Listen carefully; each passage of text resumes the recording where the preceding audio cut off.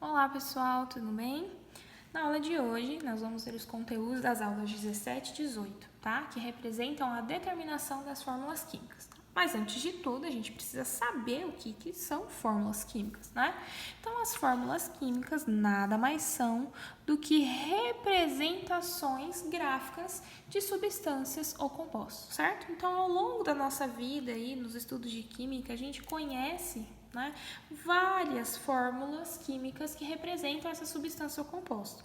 Então, nós temos a fórmula do CO2, que é o gás carbônico, nós temos a fórmula do Cl2, que é um gás de halogênio, e nós temos a tão famosa fórmula da água, tá? São todas representações gráficas da constituição molecular dessas substâncias, tá? Então, hoje nós vamos dar ênfase para 3 tipos de fórmulas químicas, certo? Que são as fórmulas percentuais, as fórmulas mínimas ou empíricas e as fórmulas moleculares, tá? Então, nós vamos aprender a determiná-las matematicamente, certo? Então, vamos começar pela fórmula percentual, tá? A fórmula percentual, ela nada mais indica do que a porcentagem em massa de cada elemento presente dentro da molécula, tá? Então, vamos fazer um exemplo aqui para entender melhor. Nós temos a molécula de SO3, constituída por enxofre e oxigênio. Nós sabemos que a massa atômica do enxofre corresponde a 32 unidades. Então, um enxofre dentro da molécula tem massa total de enxofre igual a 32 unidades. Já o oxigênio tem massa atômica igual a 16, só que quantos oxigênios nós temos presentes? 3 oxigênios.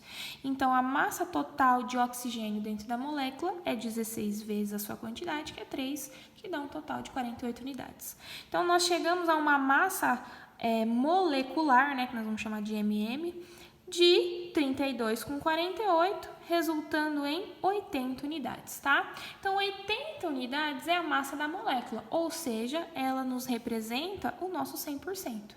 Então, se eu tenho que 80 é o 100%, a massa de cada um dos elementos vai ter a sua porcentagem determinada, certo? Então, vamos começar calculando aqui para o enxofre, certo? Então, o enxofre tá lá dentro do sistema aqui. 80 unidades, que é a massa da molécula, representa 100%. Vou colocar um enxofrinho aqui do lado para a gente saber que está calculando para ele. Logo, a massa do enxofre, que é de 32 unidades, correspondem a quantos por cento, certo? Fazendo os devidos cálculos aí, que são básicos, nós chegamos a uma porcentagem de 40%, certo? A mesma coisa é realizada para o oxigênio. Então, nós temos que o oxigênio, lá nos 80 unidades que representam 100% da molécula, o oxigênio representa lá 48 unidades. Então, quanto em porcentagem que essas 48 unidades representam? Então, nós temos aí um total de X. Então, esse X, em porcentagem, vai nos resultar um valor de 60%. Outra coisa óbvia é, se nós só temos 2 elementos e já calculamos de um, se um dá 40%, com certeza o outro dá 60%, certo? Como que a gente representa, então, a estrutura dessa fórmula percentual, tá? Então, a estrutura da fórmula percentual representada pelos elementos e ao lado dos elementos, nós colocamos a porcentagem de cada um deles, certo? Então, nós temos aqui que a fórmula percentual, dessa molécula vai ser o quê? O enxofre, que é composto por 40%, e o oxigênio, que é composto por 60%, certo? Bom, dando continuidade, nós temos também a fórmula mínima, tá? Que também pode ser denominada de fórmula empírica, certo? A fórmula mínima ou empírica, ela representa aí a menor proporção dos átomos em números inteiros de mol, tá? Então, é uma relação proporcional molar de menor quantidade com que esses átomos aparecem no composto, certo? Então, para nós determinarmos a fórmula mínima, ou empírica, nós precisamos de 2 coisas, que é a composição e o percentual presente nessa molécula. Basicamente, a fórmula percentual que a gente acabou de calcular, tá? Então, vamos fazer um exemplo para isso ficar mais claro. Então, imagine uma situação que nós temos os constituintes aí, enxofre e oxigênio, certo?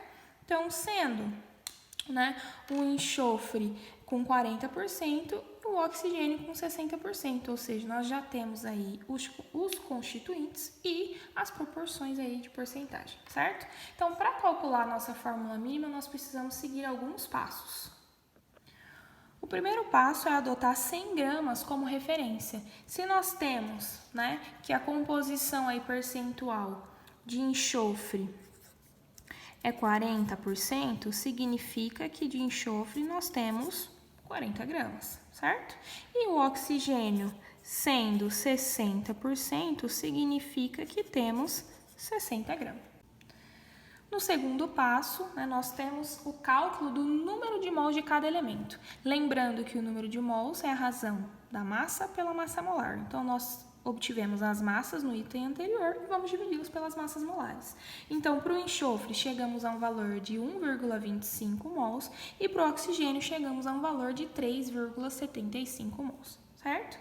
Com esses valores em mols, né, que representam as frações molares, nós temos o terceiro e último passo, que é transformar as frações molares na menor proporção possível.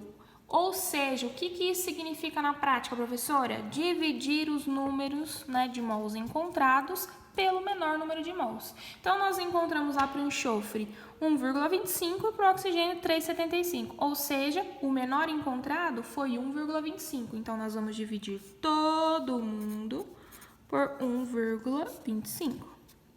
Certo? Então, 1,25 por 1,25, não precisa nem pensar, né? Isso aqui vai nos resultar em 1. E 3,75 por 1,25 nos resulta em 2,99, que é aproximadamente 3, certo? Então, com esses valores, nós vamos construir a nossa fórmula mínima, certo? Então, a nossa fórmula mínima vai ser a quantidade de enxofre, 1, então não preciso representar o número na frente, e a quantidade de oxigênio, 3. Essa é a nossa fórmula mínima, certo? No último tipo, né, de fórmula química, nós temos a fórmula molecular, tá? Então, a fórmula molecular, ela representa exatamente o número de átomos contidos dentro da molécula, né, ou da substância, tá? Então, ela representa um número real em mols, né, daquela quantidade de elementos, de átomos ali dentro da substância ou composto, tá? Então, para obter a fórmula molecular, a gente já tem que começar com um exemplo, né, para ficar mais claro. Então, nós temos aí que encontrar a fórmula molecular, né, no caso desse exemplo, do etano, tá? Então, como dados, nós precisamos, mais uma vez, da massa molecular, né, do etano, que corresponde, nesse caso, a 30 unidades, e das porcentagens em massa, ó. Em massa dos elementos constituintes, tá? Então, nós temos a porcentagem em massa do carbono e a porcentagem em massa do hidrogênio, tá? Então, para calcular as fórmulas moleculares, né, dos compostos, normalmente nós temos dois métodos, tá? Que nós vamos ver a partir de agora. Então, no método 1, nós temos o seguinte: a obtenção aí, né, da fórmula molecular a partir do método da fórmula mínima, tá? Então, nós primeiro obtivemos, né, vamos obter, na verdade, a fórmula mínima. Então, lembrando que para obter a fórmula mínima, a gente tem que começar garantindo 100 gramas como referência, e já que nós temos as porcentagens tanto de carbono quanto de hidrogênio, 100 gramas sendo a referência, nós temos então 80 gramas de carbono e 20 gramas de hidrogênio, certo? Na segunda parte, nós temos que obter os números de mols. Então, lembrando que número de mols é igual a massa pela massa molar, então nós temos a massa do carbono dividido pela massa molar dele. E aqui a massa do hidrogênio dividido pela massa molar dele. Chegamos a um número de mols do carbono de 6,67 aproximadamente e do hidrogênio de 20 mols, tá? Posteriormente, vamos para a divisão desses números de mols pelo menor número de mols obtido, certo? Então, nesse caso aqui, o menor número de mols obtido é o 6,67. Então, nós vamos dividir os dois números de mols, ó, calculados pelo menor número de mols, que é o 667. Então, nós chegamos para o carbono num valor de 1 e para o hidrogênio num valor de aproximadamente 3, tá? O que significa isso? Significa que a nossa fórmula mínima, ela contém 1 carbono e 3 hidrogênios, certo? Com a fórmula mínima em mãos, nós vamos, então, relacionar a massa da fórmula mínima com a fórmula molecular, tá? Ele deu, né, no exemplo lá que nós estávamos seguindo, que a fórmula molecular, ela tinha uma massa, né, a fórmula do etano aqui, ó, tinha uma massa de 30 unidades. E a fórmula mínima nossa, quantas unidades tem de massa? Então, é só nós somarmos, né? Cada carbono aqui, vou representar, cada carbono tem massa igual a 12, cada hidrogênio tem massa igual a 1. Então, se nós temos 1 carbono, 12 vezes 1. E se nós temos 3 hidrogênios, 3 vezes 1, certo? O que nós vamos calcular é um total de 15 unidades, que é o que nós temos aqui, certo? Então, essa é a massa molecular, massa da molécula de CH3 e a massa da molécula de etano, que a gente não sabe ainda a estrutura, certo? Então, relacionando as duas massas, nós temos que a massa mínima, né, da fórmula mínima, vezes alguma coisa, um fator, ela tem que ser exatamente igual à massa molecular do etano, certo? Então, se nós temos que a massa da fórmula mínima corresponde a 15 unidades, vezes quanto ela vai resultar em 30 unidades, que é a massa molecular do etano. Então, nós fazendo, né, esse cálculo, nós chegamos que o valor de x, ou seja, esse fator de relação entre as duas massas, corresponde a 2, tá? O que significa isso, então? Que esse valor de x, ó, na verdade, ele multiplica, né, os elementos constituintes ali da fórmula mínima, tá? Multiplicando, né, por esse fator x, nós chegamos, então, na fórmula molecular, certo? Então, nós tínhamos lá CH3, C só tem 1 vezes 2, 2. H, nós tínhamos 3 vezes 2, 6. Então, chegamos à fórmula molecular de C2H6. Já no método 2, nós vamos fazer uma relação direta entre a porcentagem em massa dos elementos constituintes e a massa molecular do composto que foi dada, né, no enunciado, tá? Então, nós temos que, se nós não sabemos a estrutura aí do etano, né, significa que nós temos uma quantidade de carbonos e uma quantidade de hidrogênio, certo? Então, essa quantidade de carbonos nós vamos chamar de X e essa quantidade de hidrogênios nós vamos chamar de Y, tá? Se eu juntar essa quantidade X de carbonos com a quantidade Y de hidrogênios, eu chego no total, que no caso é a nossa massa molecular, certo? A nossa fórmula molecular, me perdoe. Então, ó, seguindo, nós podemos fazer as seguintes relações, né? A primeira relação que eu vou mostrar para vocês é essa aqui embaixo, ó. Vamos seguir essa lógica.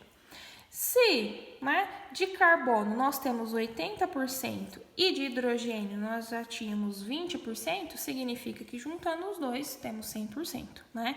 Então, essa relação em massa aqui é a mais fácil. Agora, dá uma olhada nessa aqui de cima, ó. Tá lá, 12 vezes x mais 1 vezes y correspondendo a 30 unidades. Professora, eu não entendi nada. Vamos lembrar de uma coisa.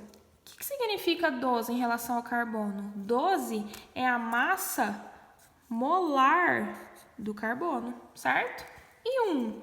1 é a massa molar do hidrogênio, certo? Então, o que nós temos aqui? A massa molar do carbono multiplicando um valor e a massa molar do hidrogênio multiplicando outro valor. Que valor é esse? O que a gente precisa lembrar?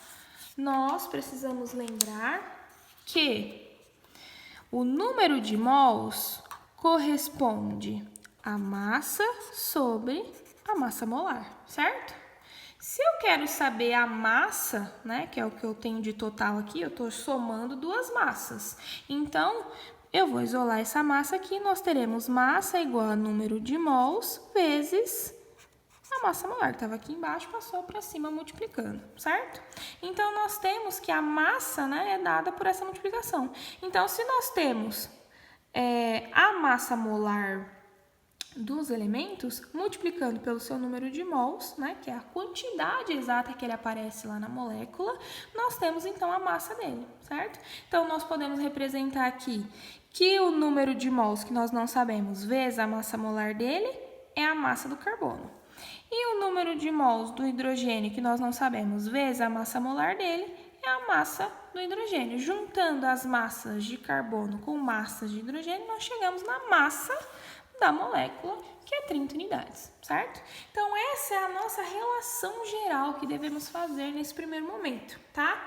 E, partindo disso, né, nós chegamos a uma próxima relação, que é o quê? Se juntando tudo isso, né, em massas, nós chegamos na massa total. E se juntando as porcentagens, nós chegamos na porcentagem total, significa que essa massa total representa porcentagem total também, certo? Então, como nós podemos reescrever matematicamente essas relações para nós encontrarmos exatamente esses valores, ó, de x e de y, que são as nossas incógnitas importantes nesse momento, tá? Então, nós devemos fazer o quê? Na representação ali, ó, tanto para carbono quanto para hidrogênio, nós lembramos, a massa da molécula é tudo que nós temos, então é 100%. A massa do carbono, que é dada por essa relação, representa 80%, certo? Nós já havíamos chegado nessa conclusão. Então, qual será o valor de x? Fazendo os cálculos normais em multiplicação em cruz, isolando x, nós chegamos a um valor de 2. E para o hidrogênio, mais uma vez, a massa total da molécula é tudo que a gente tem, então representa 100%, certo? A massa do hidrogênio, que é representada por essa relação, representa 20%. Fazendo os devidos cálculos, nós chegamos a um valor de y de 6. O que significa isso, professora? Significa exatamente os valores em mol, né, de cada elemento presente nessa molécula. Ou seja, a nossa fórmula molecular é constituída de C2H6, certo? Então, esse é um método que precisa aí de mais, né, pensamentos proporcionais, né, de um raciocínio lógico proporcional mais fluido, mas também é um método mais rápido e mais simples de se resolver, certo? Entretanto, a matemática, né, assim como a química, a física, toda a ciência exata, ela tem um resultado final, mas tem vários caminhos de chegar nesse resultado. Então, escolham a forma que vocês preferirem, certo? Então, vamos seguir para os exercícios. Até a próxima!